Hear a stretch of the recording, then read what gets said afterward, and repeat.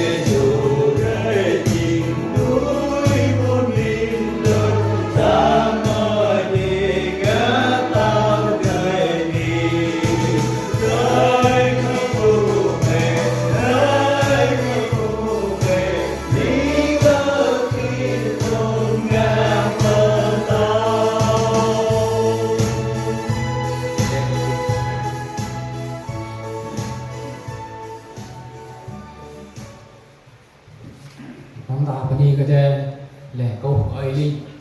lẻ mò thu lẻ mò lại